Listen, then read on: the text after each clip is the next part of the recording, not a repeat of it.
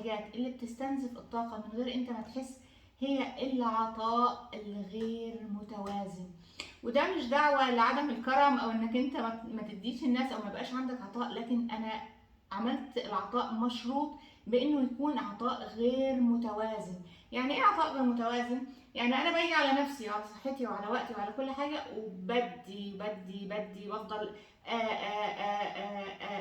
اساعد الناس بفلوس وبكلمات ومعنويا ونفسيا، وما اقدرش اقول لا، حاجات كتير كتير كتير تندرج تحت قسم العطاء الغير متوازن.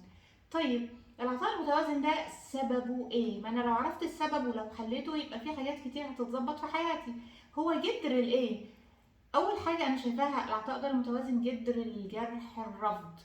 ليه بقى جذر الجرح الرفض؟ لان انا عايز التقدير من الاخرين، التقدير الخارجي، عايزاهم يشكروني، عايزاهم يقولوا يا سلام وسام دي مفيش اكرم منها، يا سلام دي وسام دي طيبه وبتساعد الناس وحنونه ومش عايزه اسمع الكلمات، عايزه تسقيف وعايزه كلمات وعايزه مدح خارجي وتقدير خارجي. ليه؟ لان مش انا عامه يعني، بس اللي بيعمل كده، وانا كنت كده في يوم من الايام على فكره، يمكن عشان كده انا بتكلم وانا فاهمه قوي الموضوع، ان عنده جرح الرفض، فهو حاسس انه من جواه عنده الم ان انا مرفوض او غير محبوب، فالالم ده هو مش عايز يحسه، فبيبدا يعمل العكس علشان يسمع من الناس ان انا محبوب وان انا كويس وان انا الناس بتشكر فيا، مش فبعمل ايه؟